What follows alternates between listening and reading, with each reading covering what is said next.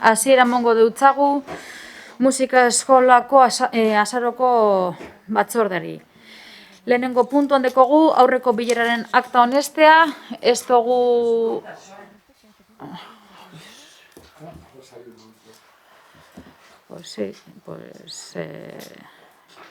Avisa, porfa. Akta honestea, ez dugu SB jaso, ez dakite ezer egiterik esaterik daukasun orain, ez? Vale, onartutzat emongo genduke, hau batez. Vale, hurrengo puntura joango gara. Udalari aurkezteko proposamena 2022ko urteari dagoken aurrekontu proiektua honetz dagian. Vale. Hemen dakargu aurrekontue deialdiagaz batera jaso dozue. Eta, ikusten dozuen moduan, diferentzia handirik orokorrean ez dago.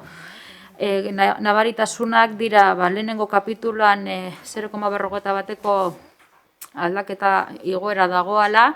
Hori dator, joan dan urtean badakizue VPTA onartu genduala, eta onartu zen urte horretan, eta urte honetan aurre ikusten den gehiengoa da antzinakotasunak eta bajak eta babesterakoan, bajak egiterakoan beharreko litzateken aurrekontua.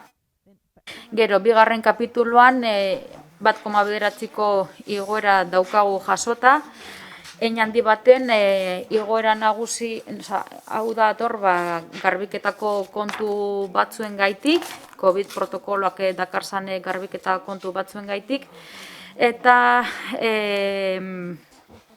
horre aldaketa partidan arteko aldaketa garrantzitsu bat dago, edo ez garrantzitsua, baina bai begi bistakoa da, eta horre egiten dena da partida batzuen partida bat ordenatu egiten da, esan dagigun, ezta?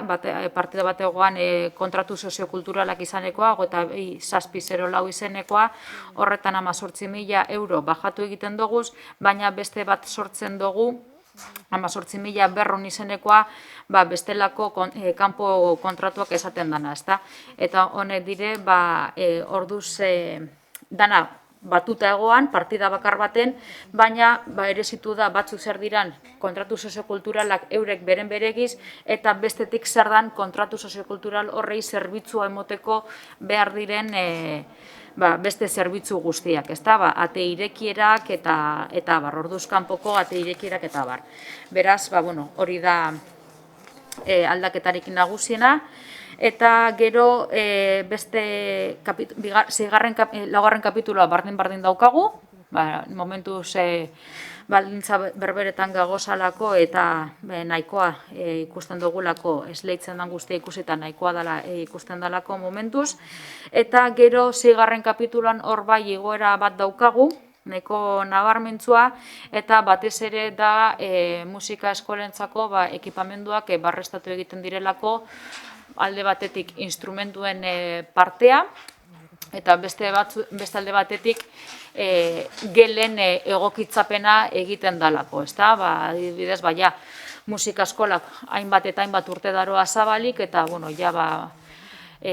altzairuetan eta kortinak eta holango gauzak aldatzen joan behar dira, eta etxea atondu behar da, behin amortizatuta egindako hasierako inbertsio horrek aldatu behar dira. Eta gitxio gora bera, hortik joango litzateke datorren urtera begirako aurrekontua. Bai, Ibon, mesedez? Bai, lehenengo galdera lehen egin dut, ez dakit nola egingo diozuen aurre langileen soldatako erari, 2 izango dela, zuek hemen partida aldatu zuen 0,4, eta antzarenez gutxienez 2 igoera baldin badago, hori gure ustez aurrekontu hauetan islatuta egon barko litzateke. Eta bigarren galdera da, zer da jantori ematen zaizkion 6.000 euro, ez da soilik honek ematen diona, eta zeren truke, zer norako kontratua dago enpresa horrekin, eta kontratu horren berri jasoneko genukela.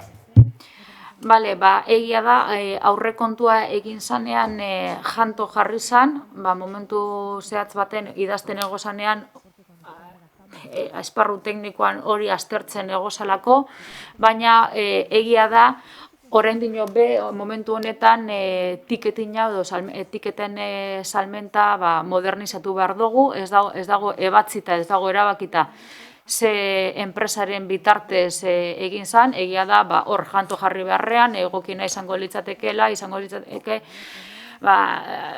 tiketak saltzeko sistema barria edo dana delakoa. Orokor baten ez dagoelako erabakita janto izango dan, edo beste zerbitzuren baten bidez izango dan. Orain dino aztertzen dabilz esparru teknikoan ze sistema erabili horrek sarreren salmenta egiteko. Jakin badakizue, musika eskolako erabiltzailea basarie, gaur egun sarreren salmenta eskuz egiten dela, talonari bat dago, jarri egiten da, 15. ilara 3. asientoa, eta uste dugu momentu honetan hori apur bat modernizatu behar dugula sistema hori, eta hori lantzen dagoz, baina ez dago erabakita hori izango da. Eta soldaten igoera, tokatzen danean, eukiko duguz, eukibarreko kreditu gehigarriak ohiko lez. A ver, esto es como kafkiano. O sea, si estamos aprobando el presupuesto del 2022, ¿cómo se puede decir ya que se va a hacer frente a la subida de sueldo de los funcionarios o de los trabajadores con un crédito adicional? Lo lógico es que esa subida esté contemplada en el presupuesto 2022. Es que ya ni siquiera en las farsas guardáis las formas. O sea, decir ahora que no, si hay una subida, la subida está abierta, está hablada, va a haber una subida. Eso tiene que estar contemplado en el presupuesto. No se puede decir que se va a contemplar con un crédito adicional. O sea, es que estos no son formas de hacer nada. Ni en esta institución ni en ninguna. Pero es que ni en un kiosco de pipas. En cualquier sitio no se hacen las cosas en función de lo que has hecho el año pasado, sino en función de lo que vas a hacer el año que viene. Y eso es un presupuesto. Un presupuesto. Y decir ahora que bueno, que no hay dinero porque ya tendréis un crédito adicional me parece vergonzoso. Eskerrik asko eritziagaitik. Besterik badauka inoke komentatzeko aurrekontu inguruan galderarik edo badaukazue? Ez dago. Beraz, bozketara pasatuko gara. Aldeko bozkak, Eusko Alderdi Jeltzalea eta Alderdi Sozialista, abstentziorik, Alderdi Popularra, EH Bildu, ikusi dut zure eskua? Bai, bale. Alderdi Popularra eta Elkarrekin Podemos, hori da. Beraz, kontrako botorik ez dago. Bueno, urrengo puntura pasatuko gara, eta beken kontu emotea, 21-22 ikasturtea, hau informazio bat da, deialdia joan jatzue, diru laguntzen deialdia joan jatzue dokumentazioagaz, eta, ebazpena eginda dago, eta esan genke, 123 eskari jaso direla, 123, emon 108 emon dira, 15 ezeztatu dira, euroetariko batzuk ez da belako kursoa gainditu eta balditzetan jartzen da kursoaren kursoa aprobetsatu egin behar dela, eta batzuk ez dabe limite hori gainditu, beste batzuk errenta gainditzeagaitik, beste batzuk epez kanpo aurkeztu dabelako, eta batan bat ez dalako herritarra. Eta beste batek eskatu bai, baina ez dau dokumentazioa aurkeztu. Beraz, horrek izango litzatekez ebazpenak eta ezeskoen arrazoiak.